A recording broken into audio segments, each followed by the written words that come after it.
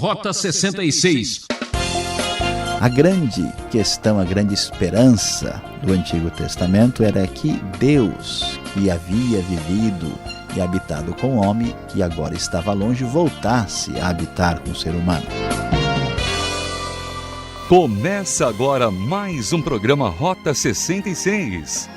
É pau, é pedra, é o início do caminho, a construção do templo, um resto de toco. É a vida, é o sol, é a noite, é a morte, é um laço, é o anzol, é o cedro do Líbano, é o nó da madeira. Até parece a música As Águas de Março, mas é um novo começo para o povo de Deus no Antigo Testamento. O professor Luiz Saião está apresentando uma nova série de estudos no primeiro livro dos Reis. Hoje, capítulos 5 e 6 trazem o tema Uma Casa para Deus e para todo mundo. Qual teria sido a razão de construir um templo? Haveria alguma esperança em dedicar um lugar para Deus habitar? A partir de agora, você acompanha essa reflexão. Rota 66 em nosso estudo no primeiro livro dos Reis. E hoje vamos estudar os capítulos 5 e 6 para a bênção de todos vocês. O nosso tema será Uma Casa para Deus e para todo mundo. Como você sabe, nós estamos no início do reinado de Salomão. Salomão, o grande rei de Israel, filho de Davi, que foi rei numa das épocas mais importantes e áureas da história de Israel. E aqui nós vamos ver, nestes capítulos, a história da construção do grande templo dedicado ao Senhor. Vamos nos lembrar que Davi já tinha oferecido a Deus a ideia de construção de um templo para a honra do nome do Senhor. É importante destacar que Deus tinha orientado Israel no passado a construir o tabernáculo, mas o tabernáculo era portátil, imóvel, e assim todos os objetos sagrados do culto estabelecido por Deus ali no livro de Êxodo e no Levítico eram carregados e transportados e podiam ser mudados de um lugar para o outro. Israel deixara de ser uma sociedade nômade e agora está estabelecido na terra num momento de bastante tranquilidade política e econômica, e agora a ideia dos grandes reis Davi e Salomão é então estabelecer o lugar central de adoração, um dos temas muito importantes nos livros que vão de Deuteronômio até segundo livro de Reis. E que surpresa interessante vamos encontrar nesse projeto de construção de templo da parte de Salomão, a presença de estrangeiros que virão participar ali. E vamos encontrar na NVI, no primeiro versículo, capítulo 5, dizendo o seguinte: quando Hirão, rei de Tiro, soube que Salomão tinha sido ungido rei, mandou seus conselheiros a Salomão, pois sempre tinha sido amigo leal de Davi. Salomão enviou uma mensagem para Hirão. Na mensagem, nós encontramos o seguinte: tu bem sabes que foi por causa das guerras travadas de todos os lados contra meu pai Davi, que ele não pôde construir um templo em honra ao nome do Senhor, o seu Deus, até que o Senhor pusesse os seus inimigos debaixo dos seus pés. Mas agora, o Senhor, o meu Deus, concedeu-me paz em todas as fronteiras e não tenho que enfrentar nem inimigos nem calamidades. Observe a tranquilidade e a bonança no reinado de Salomão.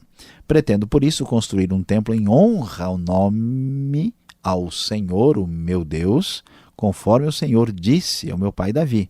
O seu filho, a quem colocarei no trono em seu lugar, construirá o templo em honra ao meu nome.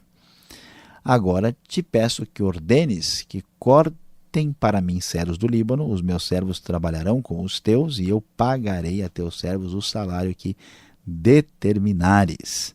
Sabes que não há entre nós ninguém tão hábil em cortar árvores quanto os sidônios. Hirão então ficou muito alegre e exclamou: bendito seja o Senhor, pois deu a Davi um filho sábio para governar essa grande nação.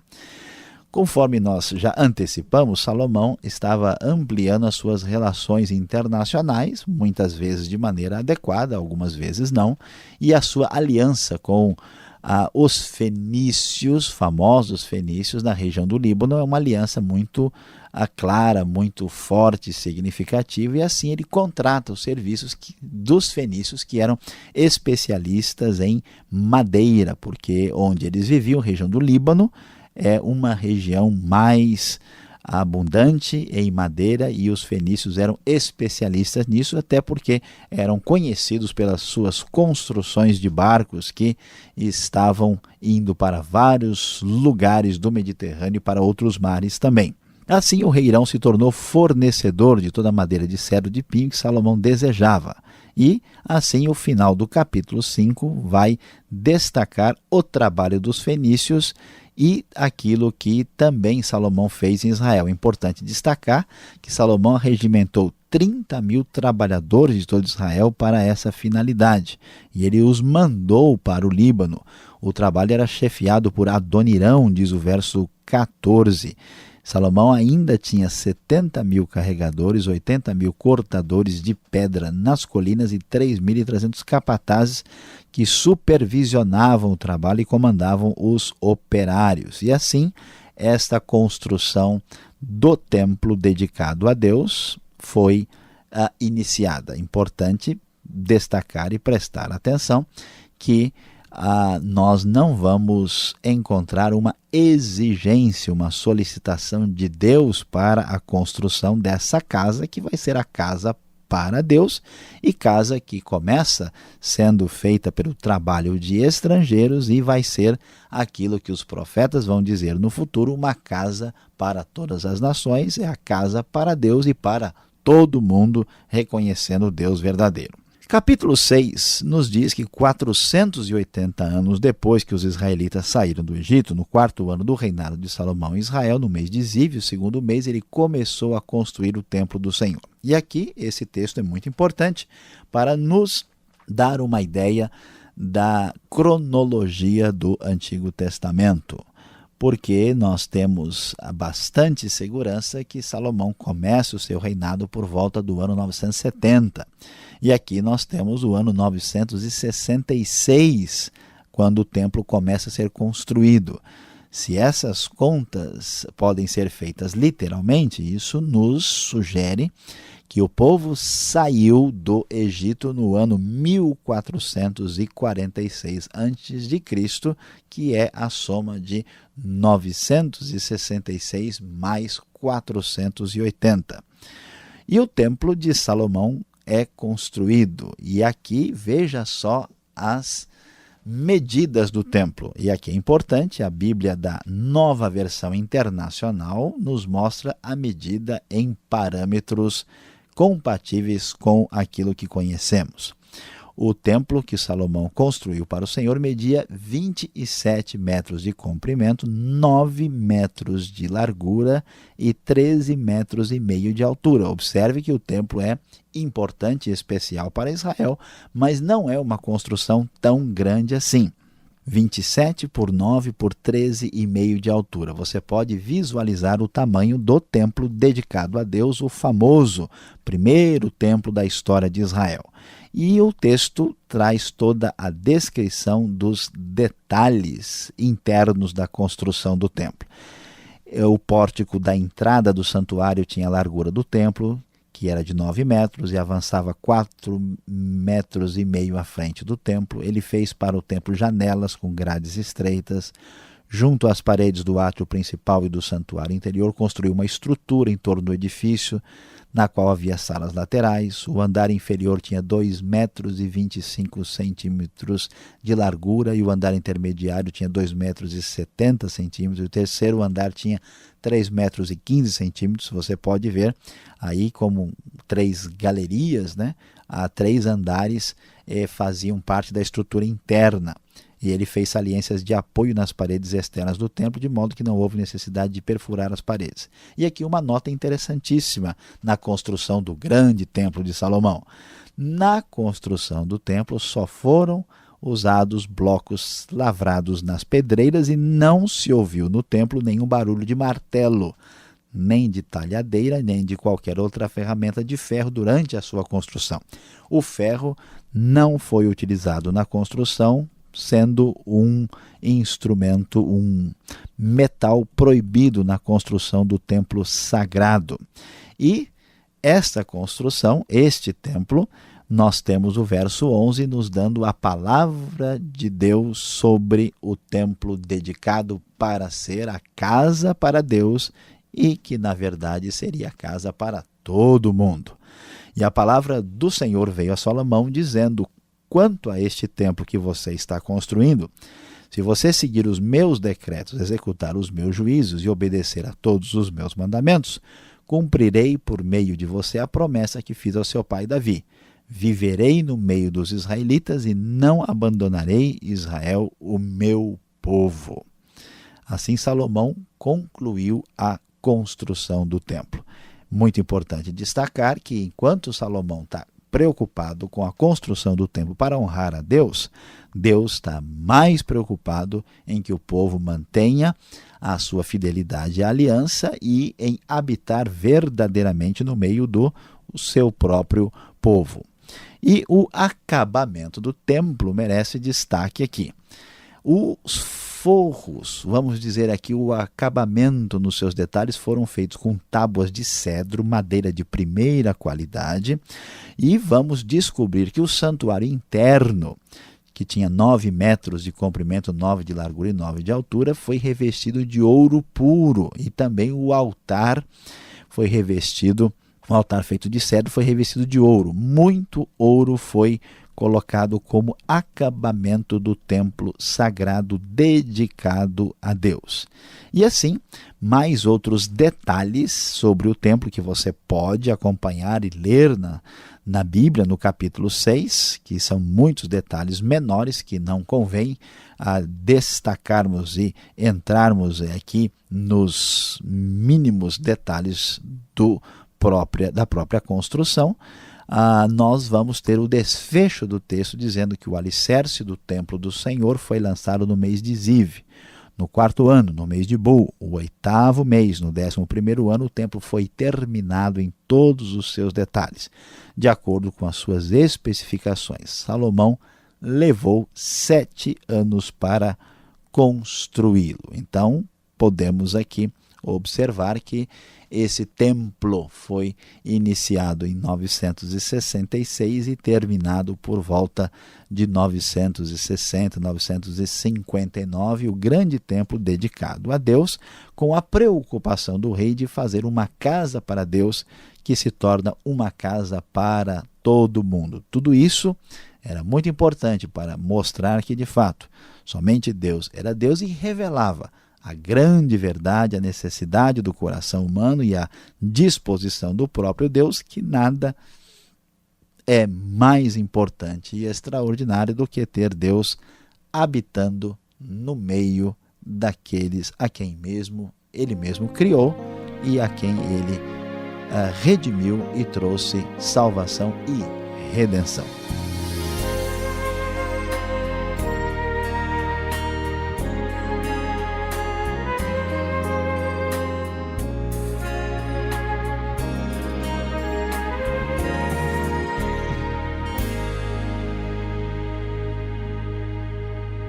Um pequeno break e o professor Saião já volta. Esse é o Rota 66, o caminho para entender o ensino teológico dos 66 livros da Bíblia. Essa é a série no primeiro livro dos Reis. Hoje, capítulos 5 e 6, tema: Uma casa para Deus e para todo mundo. Rota 66 tem produção e apresentação de Luiz Saião, textos de Alberto Veríssimo, locução Ricardo Santos, realização Transmundial. Caixa Postal 18.113, CEP 04626-970 São Paulo, capital. Correio eletrônico rota66@transmundial.com.br. Uma dúvida sua? Uma resposta para todo mundo. Confira.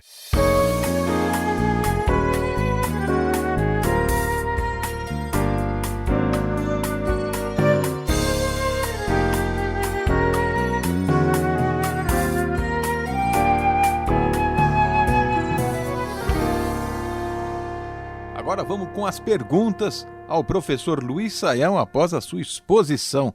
Professor Luiz Saião, quem era Irão, que vai aparecer na história agora? Salomão tinha, assim, tanta amizade com os fenícios, um país vizinho? Será que havia interesse em ambas as partes nessa empreitada toda? Pastor Alberto, olha, Irão era o rei da Fenícia. Na verdade, até a gente fica meio pensativo, porque a gente já vê Davi tendo aliança com o Irão, e dá a impressão que esse Irão nunca morre, né? Será que eles irão morrer na Fenícia ou não irão, né?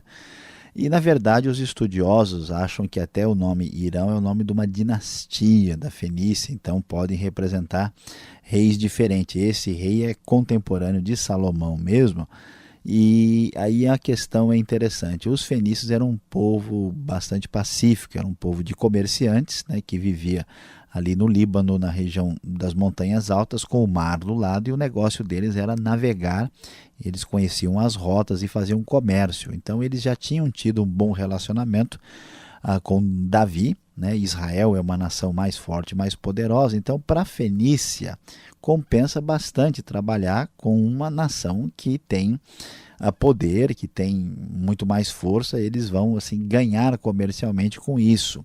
E para Israel, para Salomão, compensa muito, porque Irão, na Fenícia, tem à sua disposição a madeira, tem a mão de obra, tem tudo isso que é necessário. E como essa relação ela é uma parceria que tem muito futuro e muito sucesso, né, ela se dá, mesmo com a diversidade religiosa, porque na verdade os fenícios são cananeus, né, eles têm o mesmo tipo de religião, e eles até parecem reconhecer o Deus de Israel, mas como pagãos, né, qualquer tipo de divindade é aceita e é o Deus do outro povo que a gente respeita e valoriza também. Então essa parceria é que deu espaço aí para o progresso com os fenícios. Aliás, os estudiosos, alguns sabem que os fenícios foram muito mais longe da região, e houve gente que até sugeriu que eles poderiam ter vindo até o Brasil, mas isso é especulação. Tá certo. Agora, será que Salomão está entendendo de fato o que Deus quer? Porque qual a razão da construção desta casa, deste templo, já que não era nenhuma exigência divina, não é? Pastor Alberto, essa discussão ela começa lá no segundo livro de Samuel, capítulo 6, porque Davi é que se incomodou com isso. Davi diz, olha, eu estou aqui morando numa casa boa, né? E Deus, a arca de Deus está em tendas. E vamos dizer, o desejo é sincero, é de providenciar algum tipo de construção mais firme, estabelecida para a Arca do Senhor e todos os objetos sagrados do culto de Israel. Então a razão foi essa, a razão aí envolve isso, prestar honra a Deus e, vamos dizer, marcar de maneira mais objetiva e simbólica que Deus está no meio do seu povo. A sociedade agora não é mais uma sociedade nômada, mas é uma sociedade sedentária, né, fechada ali naquele contexto, e então a construção tem isso. E outro detalhe também que, na minha opinião, agora falando, deve ter passado na cabeça dos reis, é que os outros deuses pagãos têm templo e nós não temos nenhuma referência em absoluto para mostrar, então nós queremos fazer isso. Deus, né, faz isso. O modelo dessa construção, em grande parte, tem a ver com o próprio tabernáculo. Os objetos são adaptados para colocar lá dentro. A gente tem todos os objetos sagrados, tem querubins, tem a divisão em 3 partes, mas nós sabemos, até por um templo encontrado na Fenícia, que esse templo dividido em 3 partes assim, é uma coisa que já existia no contexto do Oriente Próximo e particularmente na Fenícia também. Agora, a função fundamental, essencial da construção do templo na sequência da monarquia era fortalecer e estabelecer a unidade do povo a unidade religiosa concretamente marcada em Jerusalém. Por isso a ideia do santo lugar é um tema que é repetido em Deuteronômio, em Samuel, em Reis, e marca toda essa literatura como o lugar que o Senhor Deus escolheu ali para habitar o seu nome, sendo ali a referência para estabelecer a unidade frágil desse povo em todos os aspectos e, vamos dizer, principalmente no religioso também. Você comentou o primeiro versículo do capítulo 6 a respeito da datação dos 480 anos.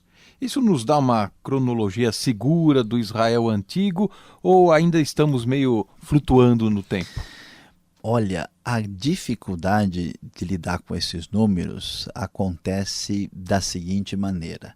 Quando nós fazemos a conta literal, nós chegamos ao ano 1446, quando o povo saiu do Egito. O problema é que quando os estudiosos vão analisar, avaliar o período de saída do Egito e conquista da terra, a maioria dos arqueólogos hoje entende que isso aconteceu no século XIII, por volta de 1250 a.C.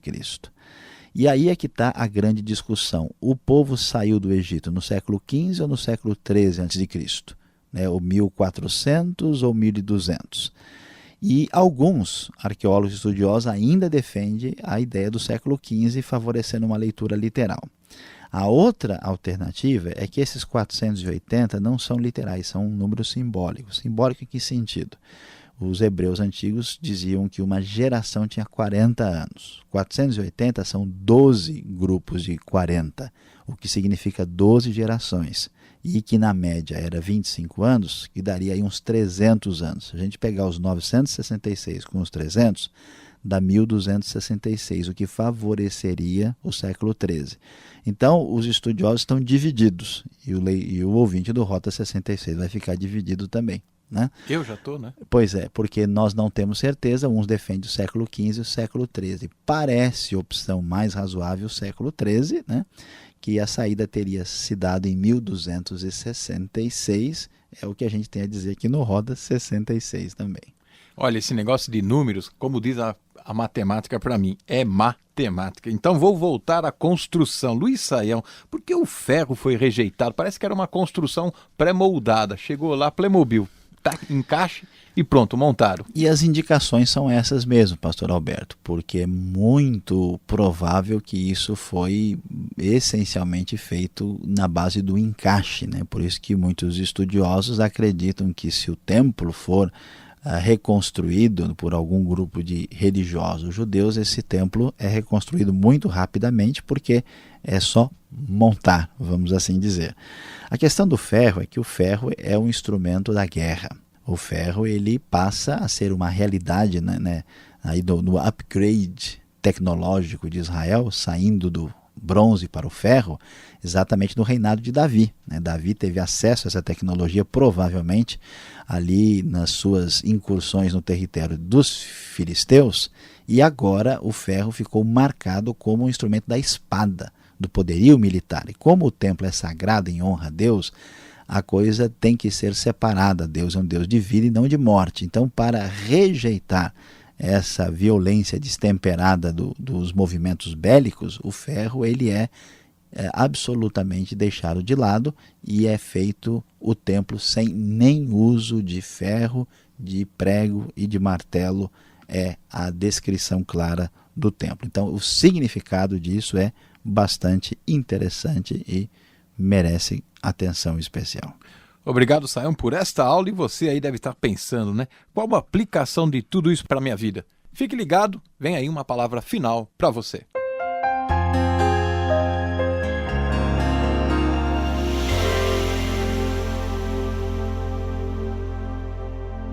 Hoje você aprendeu e estudou conosco os capítulos 5 e 6 do primeiro livro dos Reis. Falamos sobre a grande construção do Templo de Salomão. O nosso tema foi uma casa para Deus e para todo mundo. A grande questão, a grande esperança do Antigo Testamento era que Deus, que havia vivido e habitado com o homem, que agora estava longe, voltasse a habitar com o ser humano. Isso vai aparecer nas histórias que envolvem o tabernáculo e agora no templo que é dedicado a Deus, que é uma honra para Deus, mas que principalmente está preocupado com a habitação de Deus no nosso meio. E a grande lição para nós é a seguinte: o problema não é templo, o importante não são comemorações religiosas, o importante é que Deus habite conosco e que Ele habite com você. Você tem certeza que Deus habita na sua vida e que Ele está vivendo com você? Pense nisso e tome uma decisão a esse respeito.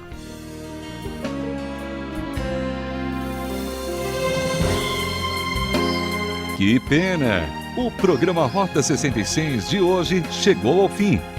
Espero você no próximo estudo aqui, nessa sintonia e horário, com mais uma série do Primeiro Reis. Acesse o site transmundial.com.br. Até lá, tchau!